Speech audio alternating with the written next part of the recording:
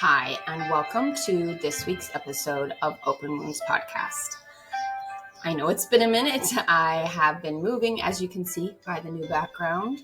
I'm in a new location, so I finally got all my stuff set up and in a place where it wasn't chaos anymore. So today I'm going to be talking about some defense mechanisms.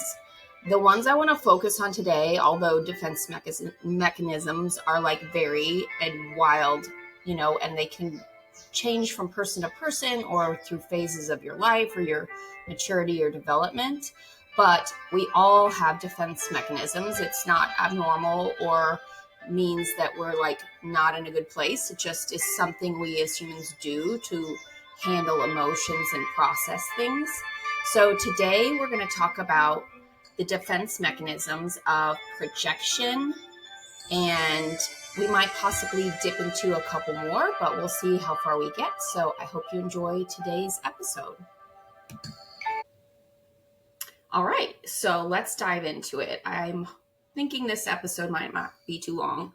I'm also trying to be cognizant of my cussing. I know that I like to cuss and it's something that I feel very comfortable with, but I know that my sister listens and I know that my niece might be listening in the car sometimes. So it's like, oh, it would be nice if my sister could listen with my niece around and it not be like something she has to turn off. I know I love Amanda Francis, but she cusses a lot and I cannot listen to her in front of my kids because it's like dropping all the cuss words all the time. So I'm going to try to do some more episodes that are a little bit more E for everyone, and see how that goes. If that's something you guys like, feedback is always welcome. So jumping into defense mechanisms, I Googled the definition of defense of projection because that's one that I was seeing a lot and I'm seeing come up in relationships and situations with people. So I specifically wanted to dive into projection, but I also realized displacement is similar in a lot of ways and can kind of overlap. So as we talk about this, you may want to Google it yourself. I'm going to read the definition off of simplypsychology.org because it has them all listed really nicely, and I'll put that link in the show notes. But their definition is projection. It involves individuals attributing their own unacceptable thoughts, feelings, and motives to another person. I don't love that they said unacceptable because I see this with, I see people projecting a lot of times, even things that are acceptable and may be more like nurturing or empathy. And we'll get into some examples of that. So the example they give is, you might hate someone, but your super ego tells you that such hatred is unacceptable. You can solve this problem by believing that they hate you. So also, I'm not crazy about that example, but that's the example they give. Displacement, they said, is satisfying an impulse such as aggression with a substitute object. And their example is, someone who is frustrated by his or her boss at work may go home and kick the dog.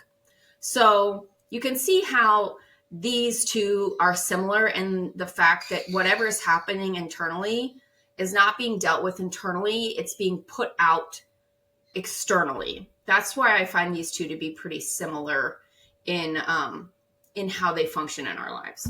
So I saw projection coming up a lot as I started to heal and process my own emotions, especially in my dysfunctional family life.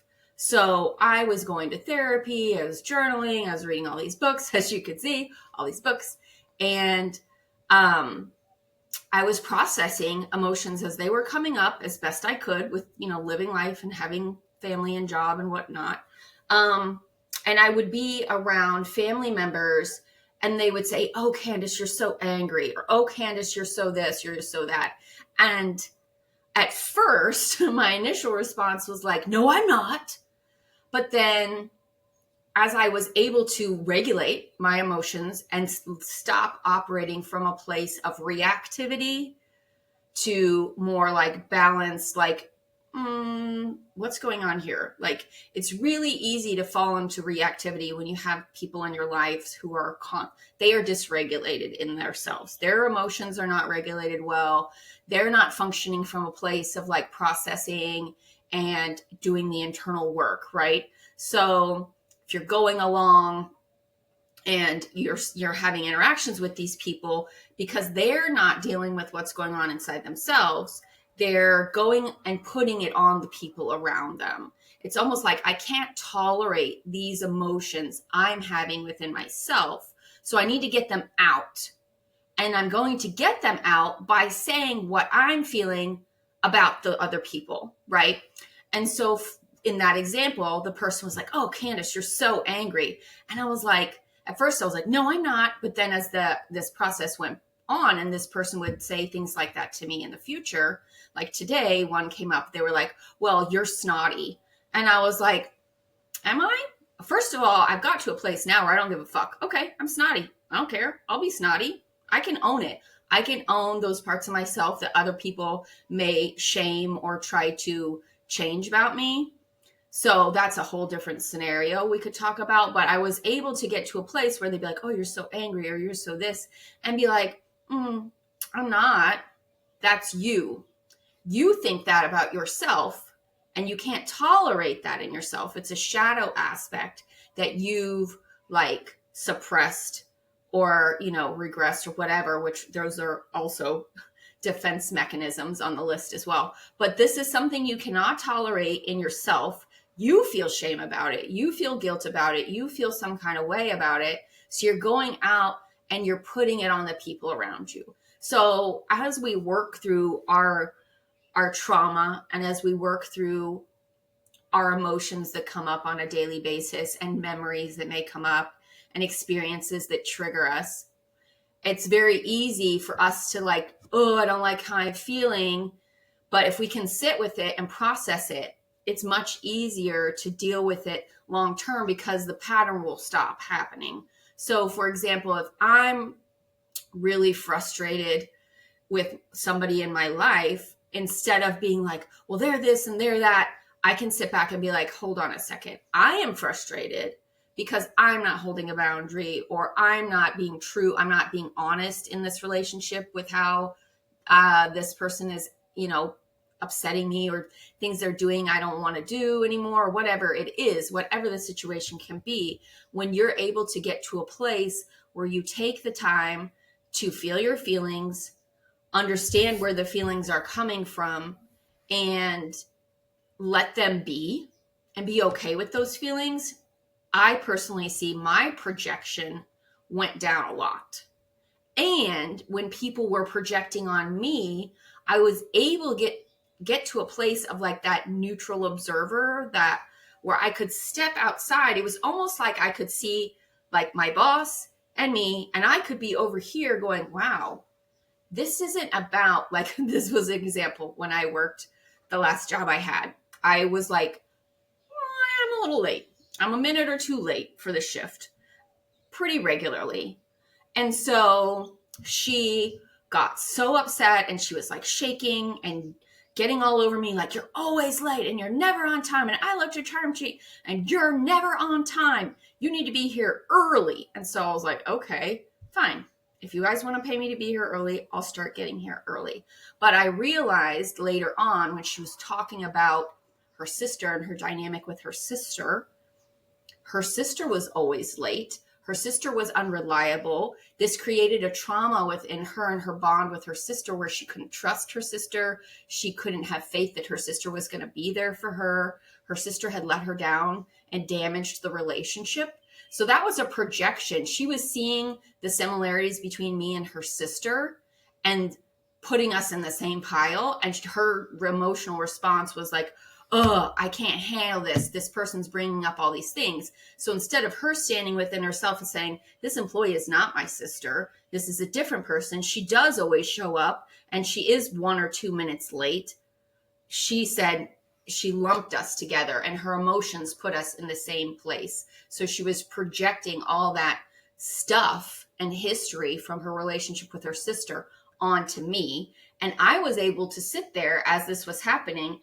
and kind of step outside of myself and be like, this isn't even really about me being 1 or 2 minutes late for a shift. Like when the store isn't even open for another 30 minutes, I'm already here with a plenty of cushion before we're interacting with the clients or the customers. But I had to get to a place where I wasn't reactive. I wasn't constantly feeling like I'm under attack. Like I had to be in a really good place mentally in order to step outside of that dynamic with her and with other people and say, this isn't really about me. This is about them.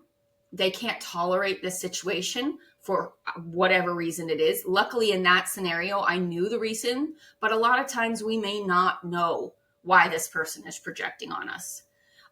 Frequently, it's whatever that person is saying to you is really about them. Like if you were to put a mirror over your face and reflect it back to that person, it's really they're talking to themselves. The other example I see in this, and I'm very guilty of this, and I've been working on this, is projecting our own wounding and our own childhood shit onto our children because we see ourselves in them. We see ourselves in that vulnerable state. We see ourselves like their innocence, their naivety, or whatever their vulnerabilities. We are seeing our own childhood selves in them, right? So I'll give the example of my son. My 9-year-old, is very like strong-willed and determined, and he thinks he knows it all, and he likes to, do his own thing. And so I was projecting that I couldn't be too hard on him because I thought I would like break his spirit. I thought I would like create a bunch of shadow in him. Now, granted, I'm not saying like he's not going to have to go to therapy when he's an adult, because I feel like we probably all will end up needing therapy at some points in our life just because the human existence is hard. But I was projecting a vulnerability onto him that he doesn't really have. I was also projecting a fragility and a almost like, what's the word I'm looking for? Like with my relationship as a child with my parents, I very easily felt rejected, alienated, unloved, unsupported, right? So I'm assuming I have to behave in a way as a mother for him so that he doesn't feel these things, even though he's not feeling these things. Like really, if you sit him down and ask him like how he's feeling, he feels very confident. He feels very assertive. He feels like he can say what he wants and that nothing's going to happen, like almost a little bit too much that he can say what he wants and nothing's going to happen. Like we have to work on that a little bit. So that's kind of where I realized, oh shit, I am projecting onto my son my own childhood wounds. And it was actually getting to a place where it wasn't really healthy for him because I was being a little bit too kid gloves with him. I was treating him a little bit too fragilely when he had way more resilience and way more I don't know what the word I'm looking for is, but he's pretty solid, and he doesn't need that type of treatment for him to feel safe and secure and loved. And so I think this is a funny experiment. If you will go onto Instagram, TikTok, Facebook, whatever, and watch videos of animals, you scroll down to the comments, you will see so much projection. You will see so much, and also displacement too. But you will see, and this happens with videos of parents with kids. Like I watched a video the other day that was literally, my brother sent it to me. It's very traumatizing, of a child being verbally and psychologically abused and fearing that they were going to be physically abused in the video. Half of the comments were, this kid deserves the whooping. This kid deserves to be beat. He's manipulative. He's lying, whatever. The other half of the comments were, oh my God, this poor baby, what are you doing to him?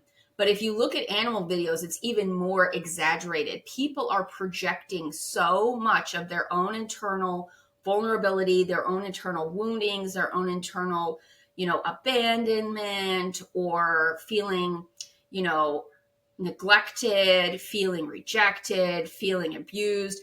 And these people in the comments probably very validly have had stuff happen to them that they need to work through. But instead of going to therapy and working through it, they're scrolling on the internet and going, oh my God, that puppy is crying in that way because it's been abused. We don't know if that puppy's been abused. Maybe that puppy is crying because it has been abused and this is a reaction to that abuse. Or maybe that puppy is crying because that puppy wants its way and it doesn't want to be in its cage anymore. Or maybe the puppy is crying because it can't find its toy. I don't know, right? Like there could be a million reasons, but it's really funny. It's a real interesting experiment in psychology and mental health to get online and look at animal videos and see the comments, because you will see so many people attributing emotions to an animal that they literally have never interacted with in their life and they know nothing about. Like I'll give this one example of a bird video.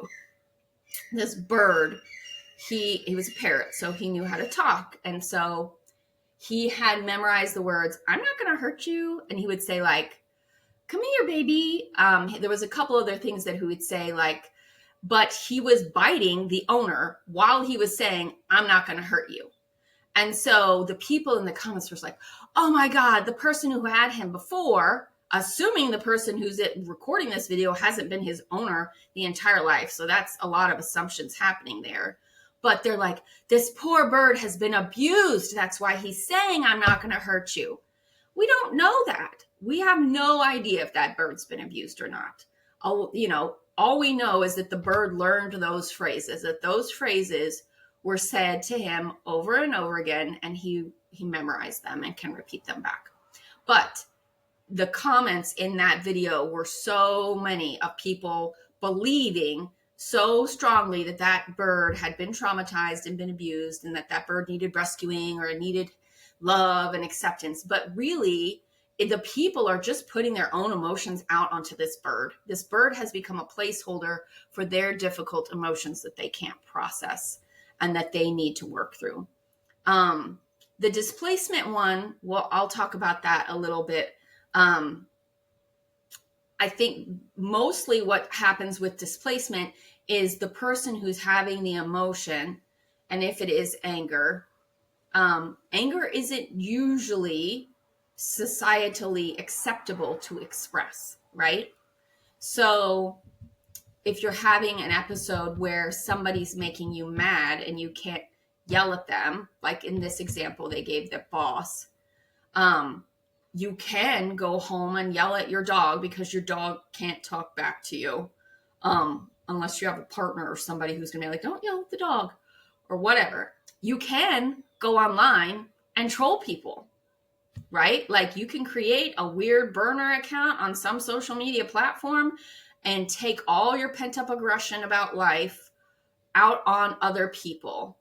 So that's displacement, is where whatever emotion is coming up within us, we're not addressing within ourselves and in our own container. We're spreading it out like manure onto everything around us, right? So displacement is, something too. Again, both of these are going back to the fact that we have an emotion within ourselves that we are not appropriately processing or monitoring or dealing with. And I'm not saying projection and displacement are so bad and we should never do them, because that's probably impossible. I don't think that anyone's going to get through this without having done these multiple times all the time. But we're working on getting to a place where we don't need these defense mechanisms, because we don't need to defend, right? Like it's a defense mechanism inherently means you are feeling that you need to defend yourself, versus being able to feel safe within ourselves, being able to feel like we have a place where we can go to work through the stuff and we're not going to be judged, we're not going to be criticized, we're not going to be alienated or rejected, right?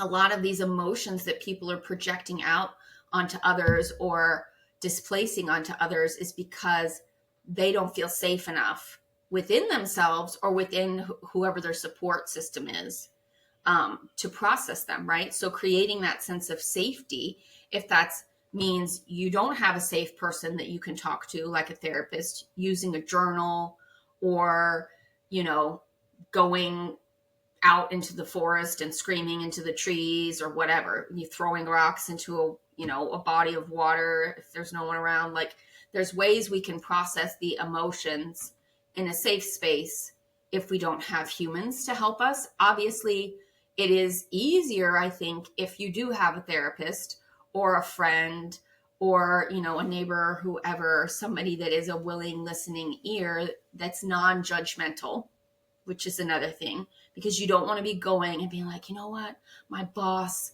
said that I was late all the time and I just can't believe her. What a bitch, da da da. And you don't want that person to be like, well, you are late all the time. You should get your shit together, because now you feel even worse that you told them, right? Now, maybe, yes, it was true. I was late. I was a few minutes late over and over again. So I corrected the behavior. But if I went and vented to somebody and they made me feel even worse for it, that's not a good person. That's not a person that you want to be utilizing in your support system, right? You may want to go to them when you want the truth and you want honesty and you're really trying to check yourself on your personal growth. But if you just need to get your emotions out and kind of like process what's happened, finding a good listening ear that's non-judgmental can be super helpful.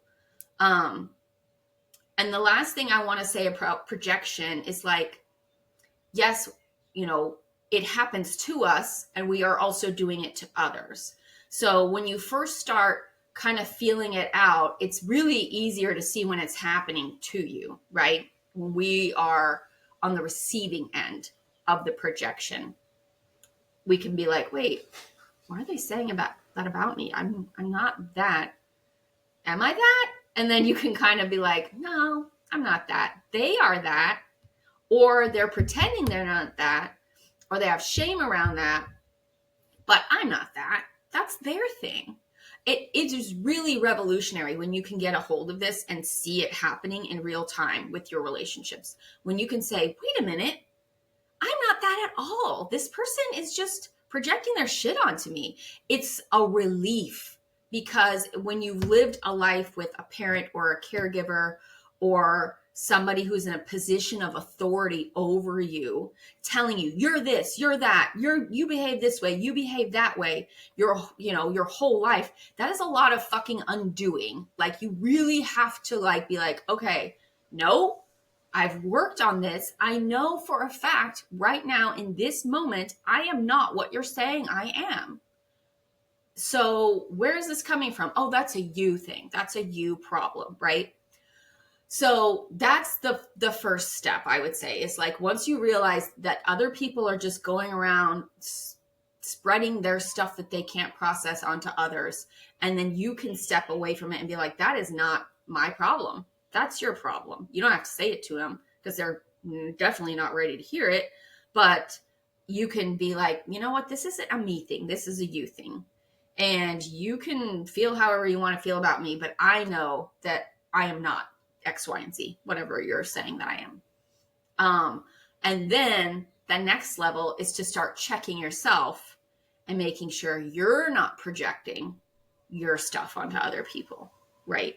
So making sure that when you're like in a dysregulated state, now what I've started to say to my family members is like, you probably don't want to be around me right now. I really do need some alone time, because my emotions are in a place where they're going to start becoming displaced and projected onto other people, right? Like, for me, when I'm in that place of like dysregulation, overwhelm, stress, I need some peace. I need some alone time.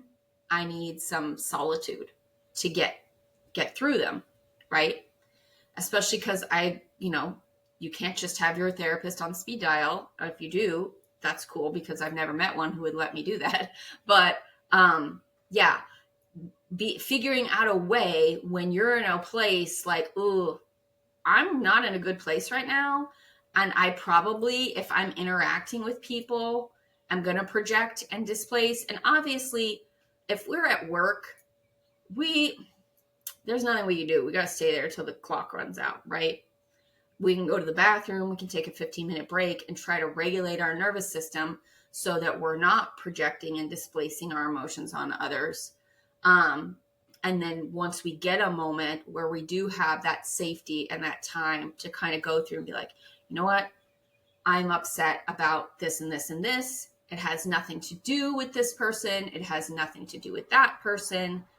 It has nothing to do with my dog or my parrot or this kitten I saw online.